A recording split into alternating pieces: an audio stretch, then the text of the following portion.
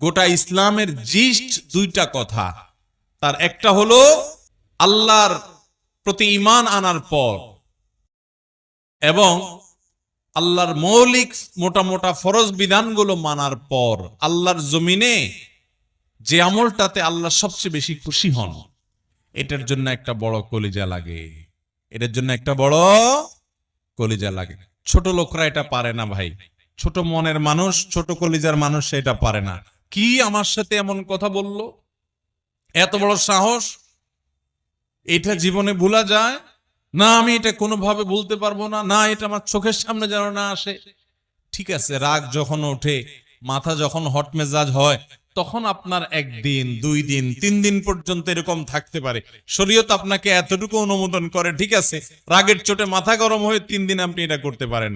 মাগার 3 দিনের জায়গায় 3 মাস হয়ে যাবে, 3 বছর হয়ে যাবে, আপনার রাগ একটু নিয়ন্ত্রণ হবে না, আপনি একটুও ক্ষমা করতে জানবেন না, তাহলে আপনি কোন মুখে আরশে আজিমের মালিকের কাছে কিয়ামতের দিন ক্ষমার আশা করেন? কথা বুঝাতে পারি না ভাই? আমরা আমাদের রব কিয়ামতের দিন ক্ষমা করুক চাই কি চাই না? যদি চাই তাহলে রবের গোলামদেরকেও ক্ষমা করা শিখতে হবে ইনশাআল্লাহ। ভাইরা আমার, কাউকে যদি আপনি ক্ষমা না করেন, তার উপর অনেক জেদ থাকে, অনেক ক্ষোভ থাকে, অনেক রাগ থাকে আপনার ভিতরে, তাতে কষ্ট আপনার হবে কি হবে না? আরেকজনের প্রতি জেদ, ক্ষোভ, রাগের কারণে ভিতরে নিজের জ্বালা পোড়া হয় না, কষ্ট হয় না? আর যদি মাফ করে দেন, মাফ করলে যারে মাফ করছেন তার উপকার হোক বা না হোক, আপনার নিজের উপকার হবে, সাথে সাথে আপনার মনটা দেখবেন পাতলা হয়ে গেছে, আপনার মনটা যেখানে হালকা হয়ে গেছে, নির্ভার হয়ে গেছে, মনের ভিতরে মনে হবে একটা পাথর ছিল, পাথরটা জগদ্দল পাথর যেন সরে গেছে। যদি মানুষকে ক্ষমা করতে জানেন, মানুষকে ক্ষমা করবো তো ইনশাআল্লাহ। অনেক মানুষ আছে খুব শক্ত, লোহার মতো শক্ত, ক্ষমা করতে জানে না, একবার রাগ হইলে তো হইল, আছে না নাই? এগুলো কোনো ভালো মানুষের, ভালো মুসলমানের, ভালো ব্যক্তির এবং মুত্তাকির বৈশিষ্ট্য হতে পারে। আমরা মানুষকে ক্ষমা করব। এখন কথা হলো, আমি ক্ষমা করলে ও বারবার উল্টাপাল্টা করে, ওর ক্ষতি করে।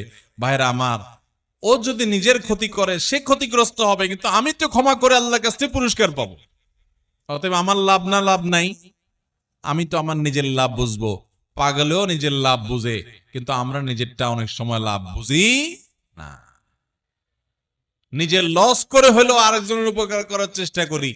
আরে ভাই, তার সংশোধন যদি না হয়, আমার অধীনস্থ হলে তাকে আমি শাসন করব, জোর করব, জবরদস্তি করব, রাগ করব, নিয়ন্ত্রিত রাগ, যে রাগের ভিতরে কটু কথা থাকবে না, বিশ্রী কথা থাকবে না, গালমন্দ থাকবে না, জুলুম থাকবে না, সেরকম রাগ করব অধীনস্থ হলে। কিন্তু সেটাও নিয়ন্ত্রিত রাগ হতে হবে। আর মনে রাখতে হবে, ক্ষমা করতে জানলে আল্লাহ ক্ষমা করবেন ইনশাআল্লাহ। কোন এক সালাফ, তার অধীনস্থ বারবার একই ভুল করে, বারবার একই ভুল করে, তো এতবার একই ভুল করার কারণে উনি রাগ হয়ে বলছেন, তোমাকে কতবার আর ক্ষমা করবো এই একটা ভুলের কারণে? তখন সে কানে কানে ওনাকে বলছেন, কিয়ামতের ময়দানে আল্লাহর কাছে দুনিয়াতে একই পাপ যতবার করার পরও মাপের আশা রাখেন, আমাকে ততবার করলেই হবে। আল্লাহ তাআলা আমাদেরকে মানুষকে ক্ষমা করার মতো উদার মন মানসিকতা লালন করার তৌফিক দান। তাহলে মুত্তাকিদের 3 নম্বর বৈশিষ্ট্য হলো ওয়াল আফিনা আনিন নাস, যারা মানুষকে ক্ষমা করে। 4 নম্বর হলো ওয়াল্লাহু ইউহিব্বুল মুহসিনিন, আল্লাহ তাআলা ইহসানকারীদেরকে ভালোবাসেন। অর্থাৎ এটাও মুত্তাকিদের একটা বৈশিষ্ট্য হবে যে তারা ইহসান করবে। ইহসান মানে যে কোনো ভালো কাজ করবে, আল্লাহর বান্দাদের প্রতি অনুগ্রহ করবে, পরোপকারী হবে, মানুষের উপকার করবে। ভাইরা আমার, ডক্টর খন্দকার আব্দুল্লাহ জাহাঙ্গীর রাহিমাহুল্লাহ এদেশে ক্ষণজন্মা একজন আলেম দ্বীন ছিলেন, ইসলাম বিশ্ববিদ্যালয় কুষ্টিয়ার হাদিসের প্রফেসর ছিলেন, বহু গ্রন্থ এর রচয়িতা ছিলেন। স্যার রাহিমাহুল্লাহ বলেছেন যে আল্লাহ তাআলা আমাকে কোরআন হাদিসের যতটুকু ইলম দিয়েছেন, দেশে বিদেশে বিভিন্ন ইউনিভার্সিটিতে, মাদ্রাসায় দীর্ঘকাল পড়াশোনা করে, শিক্ষকতা করে, ইউনিভার্সিটিতে হাদিস পড়ায় যতটুকু আমি কোরআন হাদিস এবং ইসলামের বই পুস্তক পড়ে ইলম অর্জন করেছি, আমি বুঝেছি গোটা ইসলামের জিস্ট দুইটা কথা। তার একটা হলো আল্লাহর প্রতি ঈমান আনার পর এবং আল্লাহর মৌলিক মোটা মোটা ফরজ বিধানগুলো মানার পর আল্লাহর জমিনে যে আমলটাতে আল্লাহ সবচেয়ে বেশি খুশি হন সেটা হলো কোনো মানুষ যখন কোনো মানুষের উপকার করে।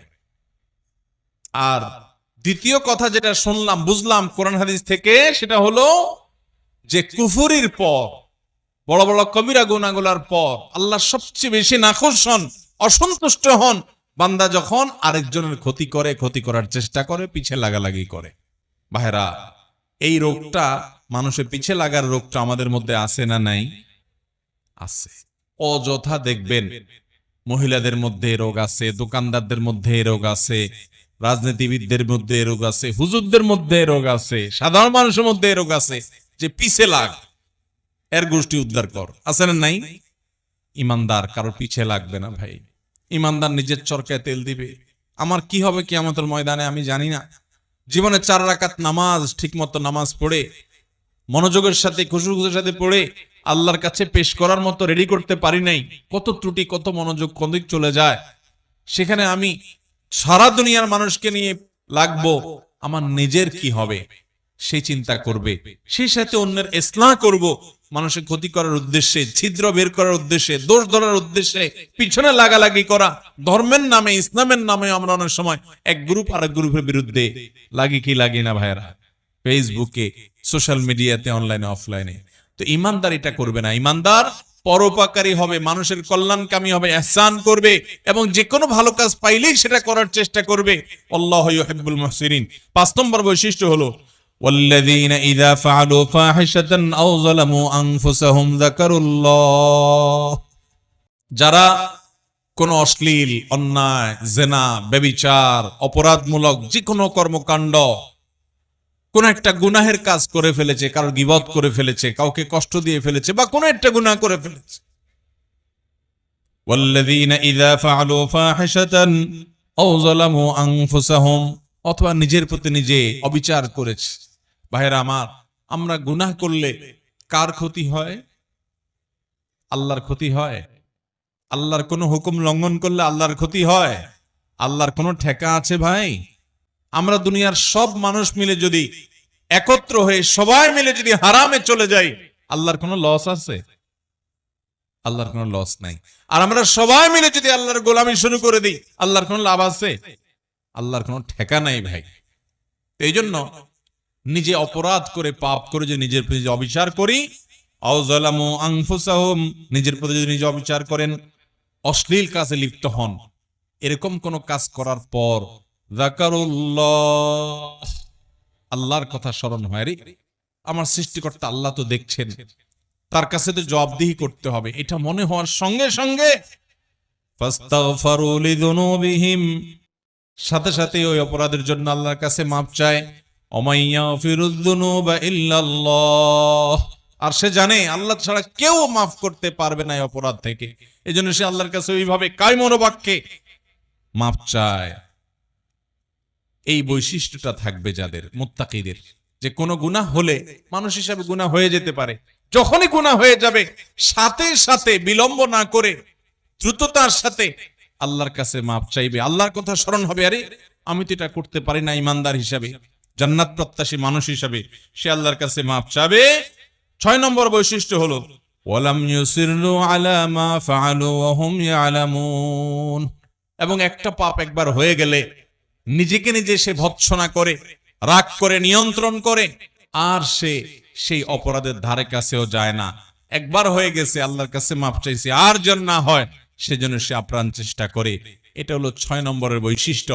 এই বৈশিষ্ট্যগুলো আবারও আমি এক নজরে বলে দিচ্ছি। নাম্বার 1, যারা দান করে সুখে দুঃখে সর্বাবস্থায়। নাম্বার 2, যারা নিজের রাগ গুসাকে নিয়ন্ত্রণ করে, কন্ট্রোল করে। নাম্বার 3, যারা মানুষকে ক্ষমা করে।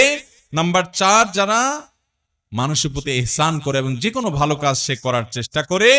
নাম্বার 5, কোনো অশ্লীল কাজ করলে, কোনো গুনাহের কাজ করলে, নিজের প্রতি নিজে জুলুম অবিচার করে ফেললে সাথে সাথে আল্লাহর কথা স্মরণ হওয়ার সাথে সাথে সে ক্ষমা চায়, মাপ চায়, ফিরে আসে। আর নাম্বার 6, সেই পাপ কাজ আর কখনো করে না। এই 6টি বৈশিষ্ট্য যাদের থাকবে, আল্লাহ বলেছেন উলাইকা জাযাউহুম মাগফিরাতুম মির রাব্বিহিম ওয়া জান্নাত। এই লোকগুলোর আল্লাহর পক্ষ থেকে কিয়ামতের ময়দানে এই 6টা বৈশিষ্ট্য নিয়ে যদি কেউ যেতে পারে, তো আল্লাহর পক্ষ থেকে সে ক্ষমা এবং মাগফিরাত এটা পুরস্কার হিসাবে গ্রহণ করবে এবং জান্নাত লাভ করবে। তাজরি মিন তাহতিহাল আনহার, যার তলদেশ দিয়ে নহর প্রবাহিত হবে, সেই চিরসুখের ঠিকানা জান্নাত পাবে। খালিদিনা ফিহা, সেখানে সে চিরকাল থাকবে। ওয়া নি'মা আজরুল আমিলিন, আর আল্লাহর জন্য আমলকারী বান্দাদের পুরস্কার কতই না সুন্দর এবং উত্তম হবে ইনশাআল্লাহ। মুত্তাকিদের এই 6টা গুণ অর্জন করার চেষ্টা করব তো ইনশাআল্লাহ।